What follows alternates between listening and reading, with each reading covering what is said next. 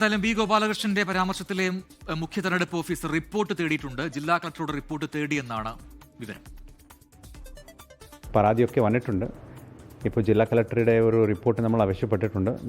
Model code of conduct കൃത്യമായിട്ട് എല്ലാവരും പാലിക്കണമെന്നുള്ള നിർദ്ദേശം നമ്മുടെ പൊളിറ്റിക്കൽ പാർട്ടി മീറ്റിംഗ്സിൽ നമ്മൾ പറഞ്ഞിട്ടുള്ളതാണ്. സോ റിപ്പോർട്ട് വന്ന ശേഷം അത് അനലൈസ് ചെയ്തിട്ട് വേണ്ട നടപടി മോഡൽ കോഡ് ഓഫ് കോണ്ടക്ട് അനുസരിച്ച് നമ്മൾ എടുക്കുന്നതായിരിക്കും.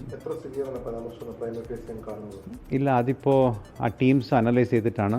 അതിന് ഒരു മാനദണ്ഡങ്ങളുണ്ട്. അതനുസരിച്ചിട്ടാണ് നമുക്ക് അടുത്ത നടപടിയിലേക്ക് നമുക്ക് പോകാൻ സാധിക്കുന്നത്. അതിലെ ലീഗൽ ഒപ്പീനിയൻ അടക്കം നമുക്ക് എടുക്കേണ്ടതുണ്ട്. തീർച്ചയായിട്ടും അത് വളരെ സീരിയസ് ആയിട്ടുള്ള ഒരു ആക്ഷൻസ് നമ്മുടെ ഭാഗത്ത് നിന്ന് എടുക്കാനുണ്ടെങ്കിൽ തീർച്ചയായിട്ടും അത് എടുത്തിരിക്കും. കാരണം അത് ഇലക്ഷൻ കമ്മീഷൻ ഓഫ് ഇന്ത്യയുടെ ഗൈഡ് ലൈൻസ് അനുസരിച്ചിട്ട് കൃത്യമായിട്ടുള്ള ആക്ഷൻ എടുക്കണമെന്നുള്ളതുണ്ട്. അത് നമ്മൾ തീർച്ചയായിട്ടും എടുത്തിരിക്കും. അത് നോക്കാം. ഇപ്പോൾ ജില്ലാ കളക്ടറുടെ റിപ്പോർട്ട് വരട്ടെ. റിപ്പോർട്ടിൽ എന്താണ് പറയുന്നത് നോക്കിയിട്ട് അതിൻ്റെ സിവിയാരിറ്റി എല്ലാം നമ്മൾ അനലൈസ് ചെയ്തിട്ട് നമ്മൾ തീർച്ചയായിട്ടും ആക്ഷൻ എടുക്കും. റിനു ശ്രീധർ തിരുവനന്തപുരത്ത് നിന്ന് ചേരുകയാണ്. റിനു, ഒരു തെരഞ്ഞെടുപ്പ് കാലമാണ്. വർഗീയ ചുവയുടെ ഒരു പരാമർശം നടത്തുന്നു, അത് വിവാദമാകുന്നു, പരാതിയിലേക്ക് പോകുമ്പോൾ വീണ്ടും ആ പരാമർശം ആവർത്തിക്കുകയാണ്. എന്തായാലും തെരഞ്ഞെടുപ്പ് കമ്മീഷന്റെ ഇടപെടൽ നടപടി അത് ഏറ്റവും പ്രധാനമാണ്. എങ്ങനെയാണ് ഇപ്പോൾ നടപടികൾ മുന്നോട്ട് പോകുന്നത്?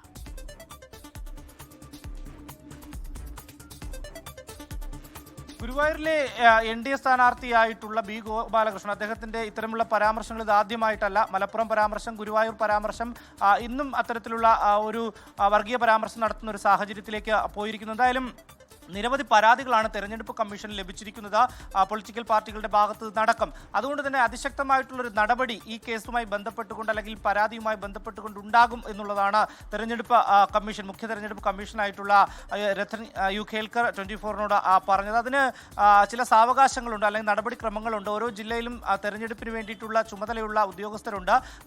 ഇപ്പോൾ ജില്ലാ കളക്ടറോട് ഇതുമായി ബന്ധപ്പെട്ടുകൊണ്ടൊരു റിപ്പോർട്ട് തേടിയിട്ടുണ്ട്. അവർ പരിശോധിച്ച് കൃത്യമായി തന്നെ ഒരു റിപ്പോർട്ട് നൽകും.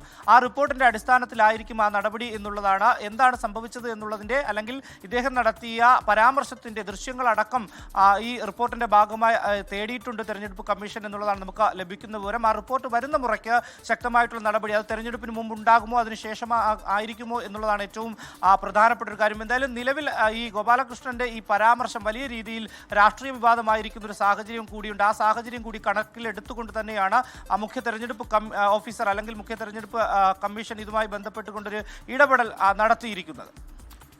യെസ്, റിനു ശ്രീധരാണ് വിശദാംശങ്ങൾ നൽകിയത് തിരുവനന്തപുരത്ത് നിന്നും. അസിത, ഇതുമായി ബന്ധപ്പെട്ട് 1960കളിലാണ് ഏറ്റവും ആദ്യമായിട്ട് ഈ മാതൃകാ പെരുമാറ്റച്ചട്ടമൊക്കെ അങ്ങനെ ഒരു ഘട്ടം വേണം അല്ലെങ്കിൽ ആ രീതി വേണമെന്നൊക്കെയുള്ള ചിന്തകൾ വന്നപ്പോൾ അതാദ്യം നടപ്പിലാക്കിയത് കേരളത്തിലാണ്. അവിടെയാണ് ഇപ്പോൾ മതം പറഞ്ഞ് ഇത് രണ്ട് മതങ്ങളെ തമ്മിൽ നേരിട്ട് അടുപ്പിക്കുന്ന രീതിയിൽ തന്നെയാണ് ഈ പരാമർശങ്ങളെന്ന് ആ പ്രതികരണം, നമ്മളൊന്നും പറയണ്ട, ആ പ്രതികരണം കേട്ടാൽ തന്നെ അത് ആർക്കും മനസ്സിലാവുന്നതാണ്. എന്തായാലും ഇലക്ഷൻ കമ്മീഷൻ അതിൽ ഇടപെടുന്നു, നല്ല കാര്യം. നോക്കാം എന്താണ് വരും മണിക്കൂറുകളിൽ അതുമായി ബന്ധപ്പെട്ട പുതിയ ഡെവലപ്മെന്റ്സ്.